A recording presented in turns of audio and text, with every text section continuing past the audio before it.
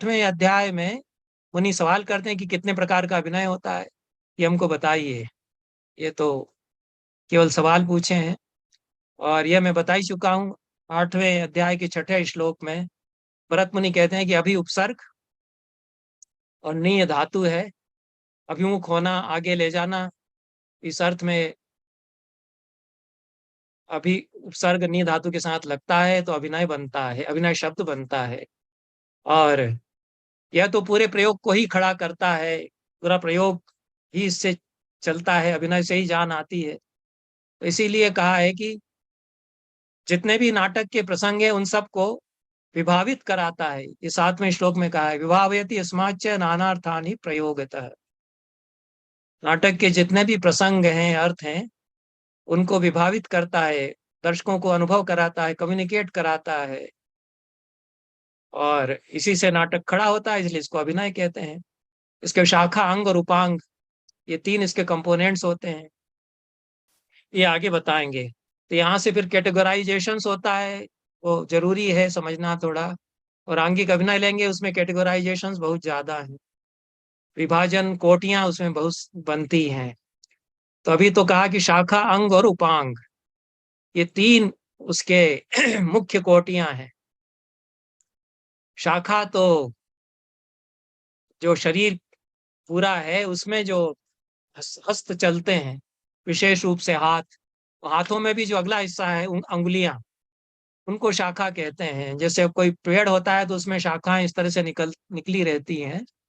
तो वो जब आंगिक अभिनय करते हैं तो मुख्य रूप से फिर हमारा ध्यान, खासतौर से जो नोवाइसेस हैं, उनका ध्यान जो है हाथों और उंगलियों पर जल्दी जाता है, उनका काम वो लेना शुरू करते हैं।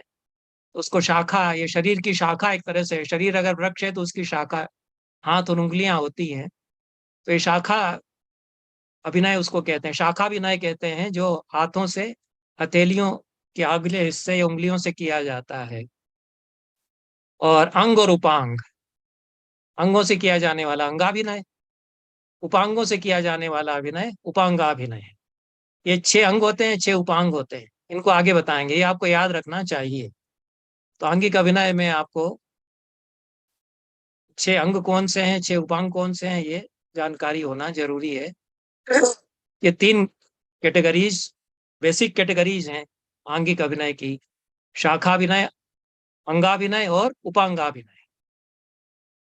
ये तो मैंने बता दिया, इसको छोड़ देते हैं। हाँ,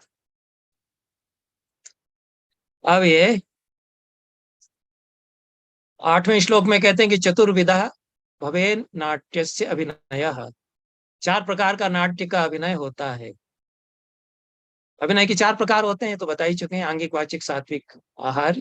इन्हीं में सारा नाट्य प्रतिष्ठित है। ये इंपॉर्टेंट लाइन है, अनेक भेद बहुलम नाट्यम अस्मिन प्रतिष्ठितम, नाट्यम यस्मिन प्रतिष्ठितम। ये 8वें श्लोक में कहा है, 8वें अध्याय में। जितने भी जो कुछ नाट्य के भीतर प्रकार बनते हैं, भेद बनते हैं, वो सब अभिनय के भीतर ही आ जाते हैं। अभिनय ही पूरा नाट्य है। तो नाट्य और अभिनय एक तरह से सिनोनिम्स हैं, पर्याय हैं, क्योंकि सारा का सारा नाट्य अभिनय से ही खड़ा होता है। इसलिए जितना नाट्य है वह सब अभिनय के भीतर ही समाया हुआ है, प्रतिष्ठित है। अब 11वें में इनकी और कैटेगरीज बताते हैं कि 3 प्रकार के जो आंगिक अभिनय, जो पहला अभिनय है वह शारीर, मुखज और चेष्टाकृत, ये 3 प्रकार का है।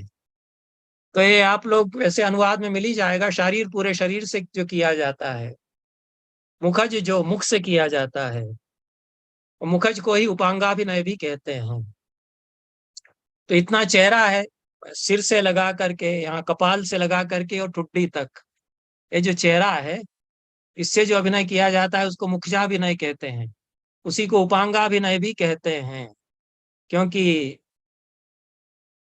जो छोटे छोटे शरीर के हिस्से हैं, जो कि बहुत ही इंपॉर्टेंट हैं, बहुत ही महत्वपूर्ण हैं अभिनय करने के लिए, वो इसके भीतर आ जाते हैं, वो इसके भीतर आते हैं, चेहरे के भीतर ही। तो सबसे ऊपर भौहें आती हैं, भ्रू, उसके बाद आंखें, उसके बाद कपोल, चीक्स गंडस्थल इनको कहा है, फिर नासिका, और फिर अधर, निचला ओठ और ठुड्डी। ये 6 अंग, 6 जो हैं वो उपांग कहलाते हैं। उपांग इसलिए कहते हैं कि साइज में छोटे होते हैं, इनका महत्व कम नहीं है, महत्व तो बहुत ज्यादा है। उपसर्ग लगाते हैं तो उसका कम महत्व का ऐसा अर्थ नहीं समझना चाहिए। जैसे कि अध्यक्ष में उप लगाते हैं तो उपाध्यक्ष मतलब उसके नीचे होता है, तो डिप्टी के अर्थ में नहीं है यहाँ। वो आकार में छोटा हो सकता है लेकिन महत्व बहुत है। जैसे कि इंद्र है और उपेंद्र विष्णु को कहते हैं, तो वो विष्णु जो है इंद्र के छोटे भाई हैं, इसलिए उनको उपेंद्र नाम दिया, उप लगा दिया है। लेकिन इंद्र से उनका महत्व कम हो ऐसा नहीं है। तो इसलिए जो उपांग हैं वो हैं आंखें, नासिका, गाल या चीक्स और अधर और टुड्डी, जिसको चिबुक कहा है। ये महत्वपूर्ण बहुत हैं। तो इनसे जो किया जाता है ये चेहरे के भीतर है, मुख के भीतर है, इसलिए मुखचाभिनय वो कहलाता है। और ये उपांग है, इनसे किया जाता है, इसीलिए इसी को उपांगाभिनय भी कहते हैं। तो शाखाभिनय शरीर अभिनय जो पूरे शरीर से किया जाता है, मुखजाभिनय जो चेहरे से, चेहरे के भीतर जो हिस्से हैं 6 खास खास, उनसे किया जाता है, मुखजाभिनय है।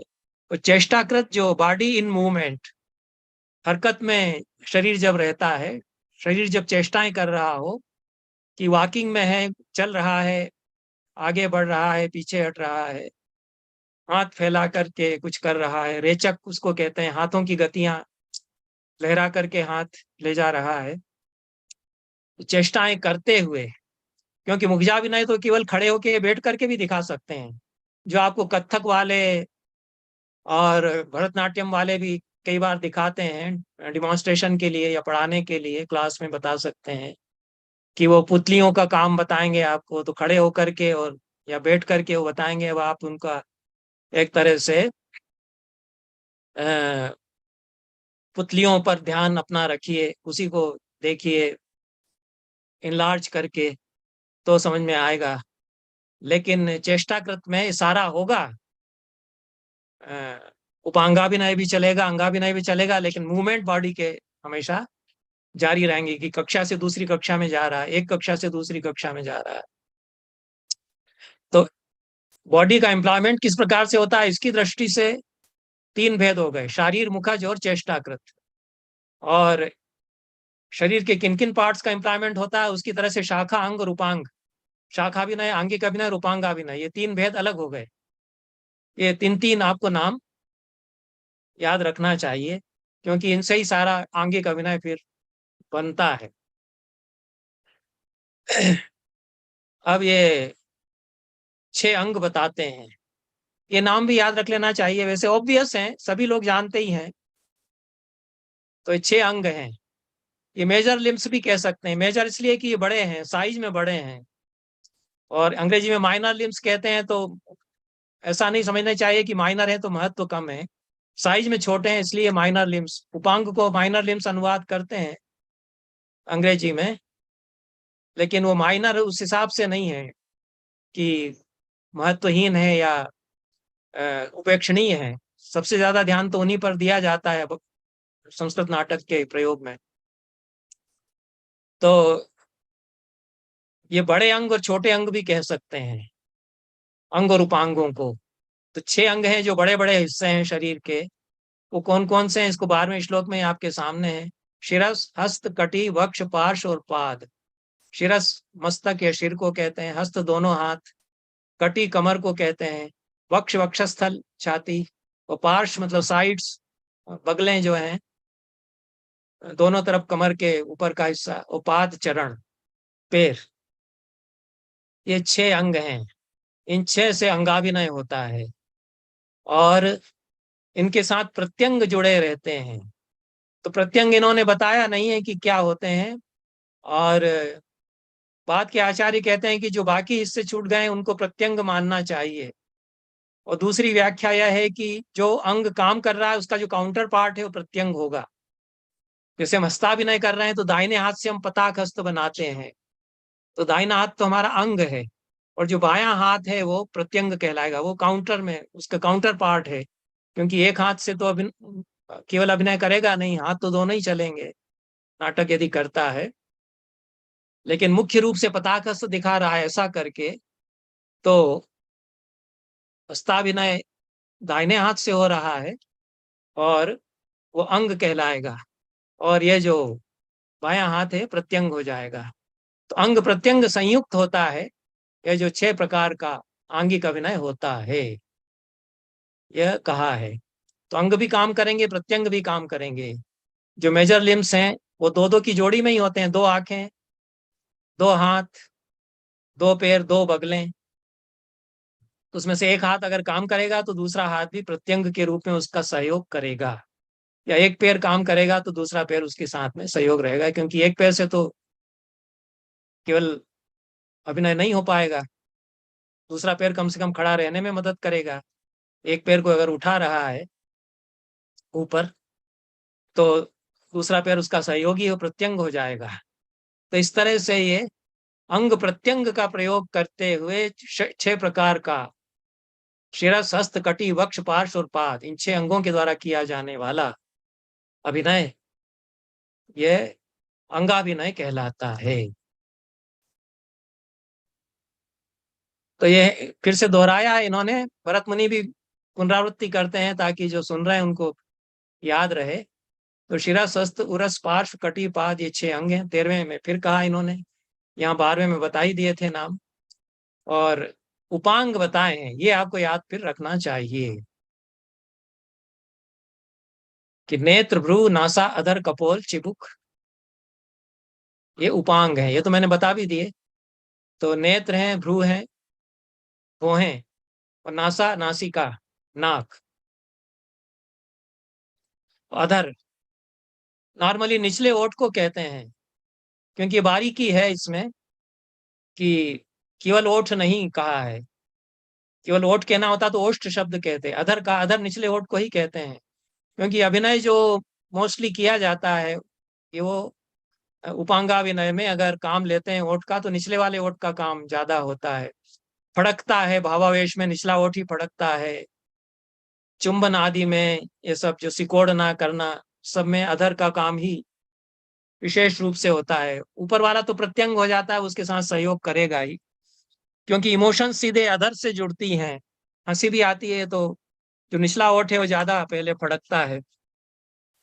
ये हमारी बॉडी ऐसी है, इसको समझ करके पूरी जो फिजियोलॉजी है, भरत मुनि ने ये भेद भेद बताए हैं। तो इसलिए अधर कहा है। वो कपोल, ये जो चीक्स हैं, उसमें भी नॉर्मली जो ऊपर का हिस्सा है वो ज्यादा सेंसिटिव होता है। सेंसिटिव कौन सा हिस्सा है, उससे हम अभिनय ज्यादा करते हैं।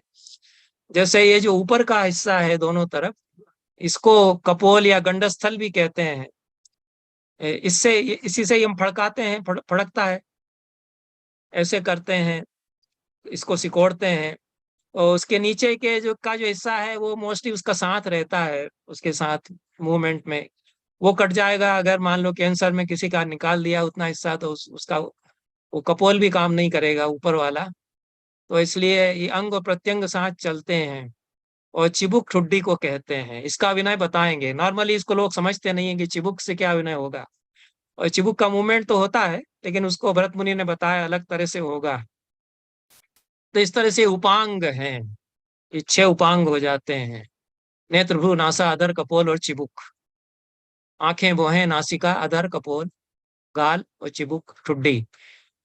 अब इसमें भी संख्याएं हम देखते हैं कि संख्याओं का कैसा रिदम है, कि 6 अंग हैं तो 6 उपांग हैं।